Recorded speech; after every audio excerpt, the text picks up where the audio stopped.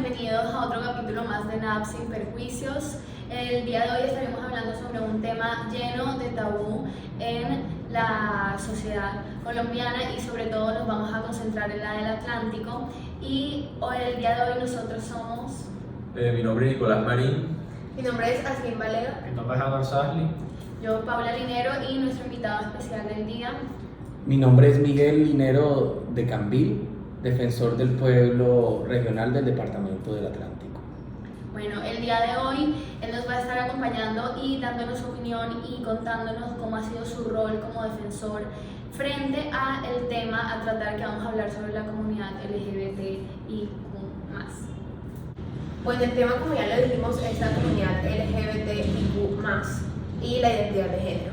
Esta comunidad, pues hacen parte de ella cualquier persona que tenga una orientación sexual o identidad de género diversa. Entonces, sus letras, que serían la L, serían las lesbianas, la G, los gays, la B, los bisexuales, la T, los transexuales, la I serían los intersexuales o hermafroditas, la Q serían queer, que para los que no saben, porque pues nosotros no sabíamos qué era, son las personas que se consideran como no binario o no tienen una identidad específica. Y pues el más es para otras cosas que no están incluidas ahí, como por ejemplo los pansexuales. Nosotros traemos unas cuantas preguntas, como 3 preguntas, las que nosotros te vamos a hacer y tú vas a responder con tu opinión, como tu persona y como defensor del pueblo, que tienes que estar bastante pendiente pues, a la sociedad del Atlántico. Entonces, la primera pregunta, ¿cuál es tu opinión con respecto al tema siendo el defensor del pueblo? Bueno, miren, es muy importante entender un derecho fundamental, que es el derecho a la igualdad. Entonces, cuando vemos una sociedad con unos rasgos de machismo muy marcados, en donde la tarea es que se sigan superando estos rasgos, encontramos que ese derecho a la igualdad se vulnera. Y ese derecho a la igualdad, específicamente a la comunidad LGTBIQ+, lo vemos muy marcadamente vulnerado, por así decirlo, hoy en día en el Atlántico. Ha habido muchos avances, la sociedad ha cogido mayor conciencia, ha aprendido sobre cuáles son sus derechos, sobre cuáles son sus deberes. Sin embargo, todavía encontramos, les repito, una sociedad muy marcada por un machismo negativo, porque aquí no podemos decir que el machismo sea malo, pero sí un machismo negativo en donde hay una sensación de superioridad del hombre sobre la mujer, o inclusive una sensación de rechazo hacia personas con identidad de género diversas, lo que ha desencadenado muchísimas veces en una gran violación de derechos humanos, como lo son la discriminación y también como lo son las afectaciones en agresiones físicas y también mentales.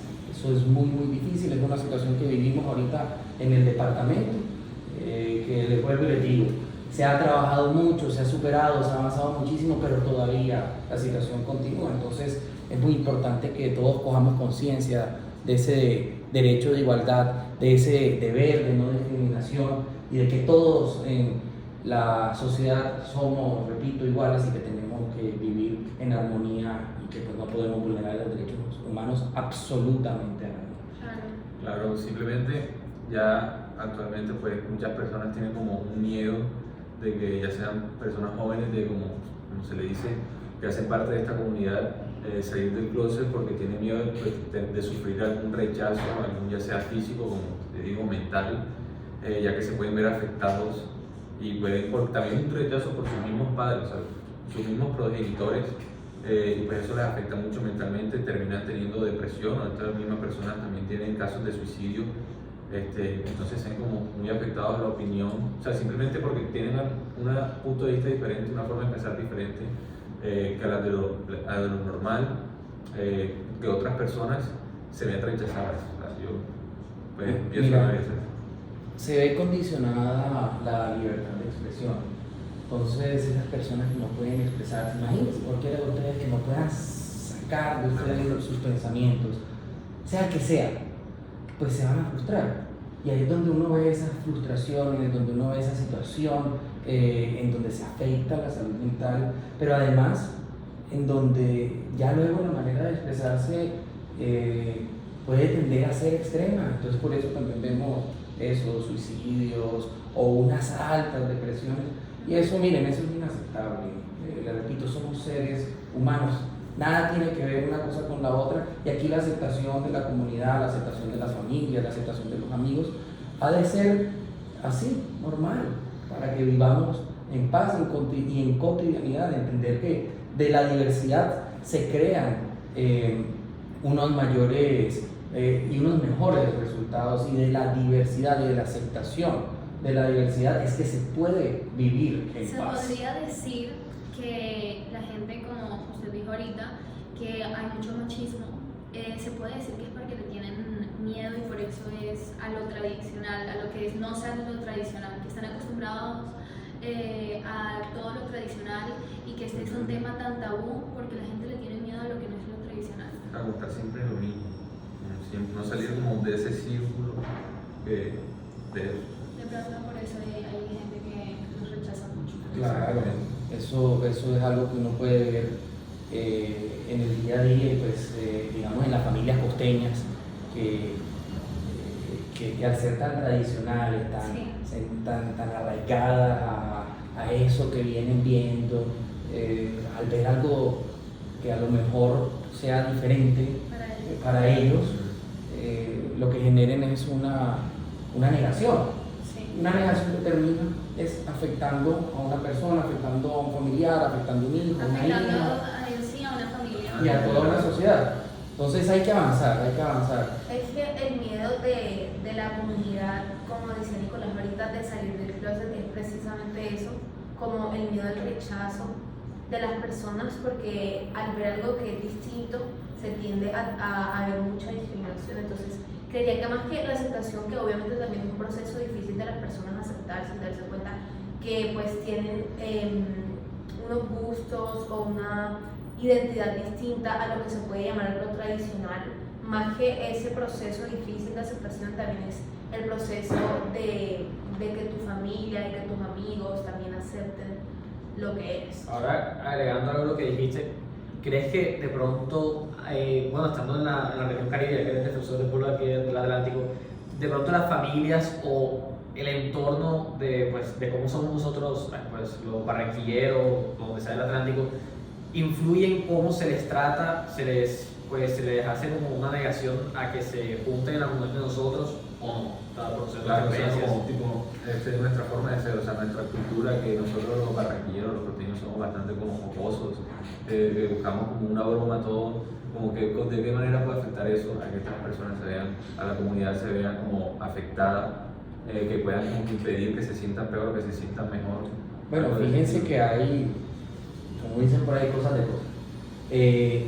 Hay una cultura muy marcada, digamos, aquí está en lo negativo, porque puede ser cuando existen esos rechazos con ahínco, en donde también han existido muchísimos casos de agresiones, y donde esa cultura tan arraigada genera eso es negativo. Pero, fíjense, también Barranquilla, el Atlántico, y sí, la comunidad, digamos, la comunidad costeña, al ser jocosa, al ser abierta, también es muy receptora de todo el mundo, de toda la diversidad. Acordémonos que Barranquilla y el Atlántico ha sido tradicionalmente un territorio en donde se ha acogido muchísimos migrantes, personas diferentes. Lo mismo sucede también con las personas LGTBIQ+. También les tengo que decir que nos hemos encontrado con una cantidad de puertas abiertas para las personas de la comunidad LGTBIQ+, y existen muchísimas organizaciones que trabajan de manera conjunta, buscando luchar por esos derechos de las mujeres, porque también dentro de esto encuentran, o digamos que se abarca a las mujeres y toda la comunidad LGTBIQ+, organizaciones muy importantes como lo es Caribe Afirmativo, que está en todo el país, pero aquí está una gran parte de ellos, y trabajamos mucho conjuntamente y se hacen muchísimos foros, muchísima educación, muchísima sensibilización precisamente para que esto no suceda más. Y como les digo, Barranquilla también ha sido muy abierto a hacer esta recepción, y eso es lo positivo que hemos encontrado. Yo les he dicho, ha habido un gran avance. Que se necesita más, pero ha habido un gran avance y ahora vamos aquí, tenemos que llegar por allá, pero ahí vamos, ¿ah? La siguiente pregunta es cómo interfiere el defensor del pueblo con respecto a la comunidad LGBTIQ+. Bueno, Aslin, les contaba que en la Defensoría Regional del Atlántico contamos con un equipo especializado para la atención de los asuntos de mujer y género, y allí tenemos un grupo interdisciplinario, una abogada, 2 psicólogas, en donde atendemos cada uno de los casos que nos llegan aquí a la Defensoría, o los casos que nosotros mismos vamos a atender de oficio, se llama eso. Yo les quiero traer aquí una remembranza de 2 casos de muchísimo impacto que atendimos. El primero, de una chica trans, quien voluntariamente fue a una clínica a donar sangre. Y oh sorpresa, ella llegó sobre la tarde a la clínica, imagínense, algo tan importante como es donar sangre, y ni siquiera le dieron la entrada por el simple hecho de ser una persona trans. Imagínense eso. Una persona que quiere ir a hacer el bien, que quiere ir a donar sangre, no le dieron entrada. Imagínense cómo se debe sentir alguien cuando le niegan la entrada a hacer algo tan bondadoso. Algo bueno, es algo que... Y que ni siquiera es obligación. ¿Sabes? Que esa persona, Por una voluntad. persona necesitaba justo esa sangre. Que simplemente nace de ti, que sabes que no pudiste ayudar a alguien simplemente por Pero es que pensar de otra manera. realmente no, o sea, ni siquiera me parece lógico como que en que interfiere el ser transgénero con la donación de sangre. Realmente son personas que tienen pensamientos muy buenos, a mi Entonces, parecer. No, sí. por eso es tan importante la sensibilización y la educación, precisamente para que toda la comunidad, toda la sociedad entienda y conozca de cómo deben ser las cosas. Entonces, miren, esta chica que no le dieron entrada, y lo que tú dices, de pronto alguien estaba esperando, estaba necesitando esa sangre de ella. De pronto pudo haber salvado una vida, pero no. En su momento ella no pudo donar sangre. Sin embargo, se acercó a la Defensoría del Pueblo para que nosotros hiciéramos una intervención, y junto con el equipo hicimos todas unas acciones con esa IPS en donde le dimos esa sensibilización a todo el cuerpo de trabajo de esa IPS, y la chica trans finalmente pudo hacer la donación de sangre. Pero no solamente pudo hacer la donación de sangre, eso es muy importante, sino que para mí más importante fue toda esa otra intervención de que ahora esta IPS entiende cuáles son los derechos de las personas LGTBIQ+, cuáles son sus deberes como IPS, y ya de aquí en adelante no va a volver a suceder esto, sino que son una IPS muy sensible a todo lo que son los derechos de las personas LGTBIQ+, y jamás va a volver a suceder algo así. Ese es un caso muy importante. ¿Cómo les parece? Pues claro, yo opino que esto debería ir siendo como una bola de nieve, que a medida que vaya creciendo y va creciendo y que toda la gente se vaya concientizando sobre lo que es la comunidad LGBTIQ, que ellos también son personas que sufren igual que tú, que hacen lo mismo que tú y tienen las mismas capacidades que tú. O sea, simplemente porque piensen de una manera distinta, tú no lo tienes que rechazar o obviar o por cualquier manera tratarlas mal. Entonces yo pienso como de esa manera.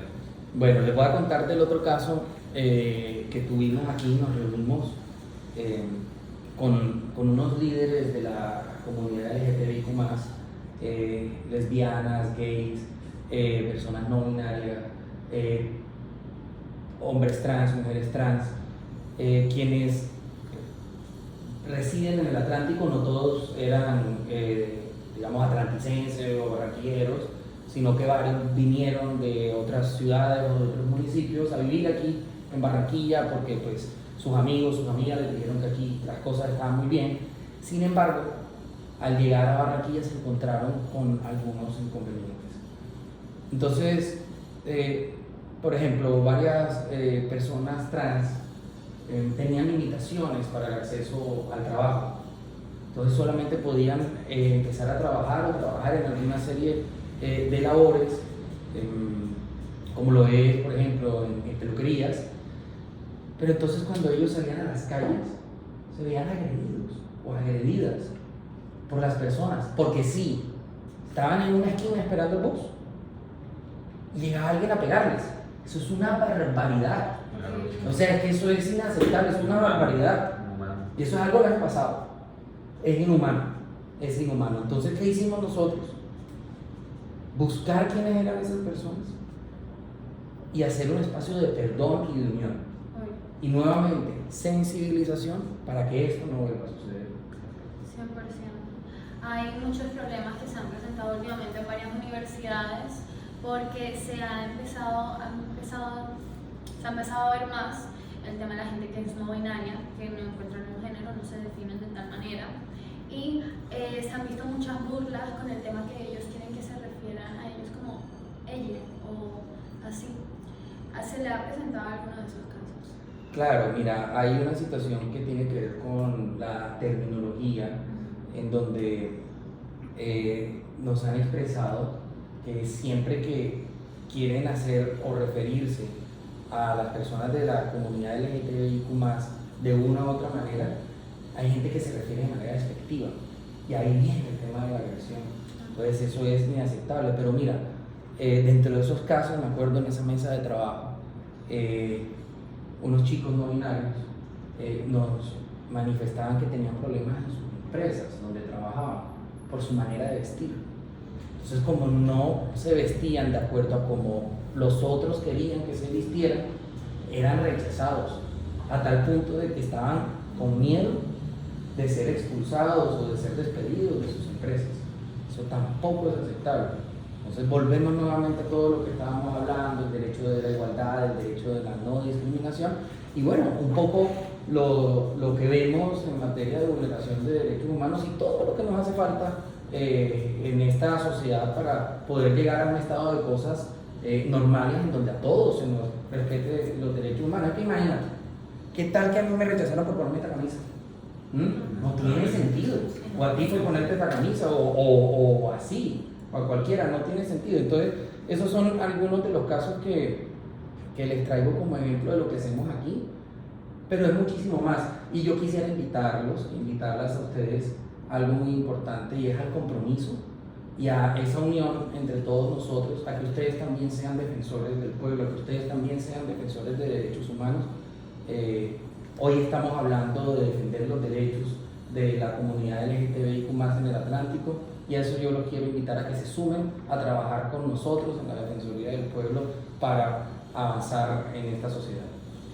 ¿De una? De una. Muchísimas gracias por participar en nuestro podcast. Bueno, espero les haya gustado el capítulo del día de hoy. Despídanse todos. Chao. Chao. Chao.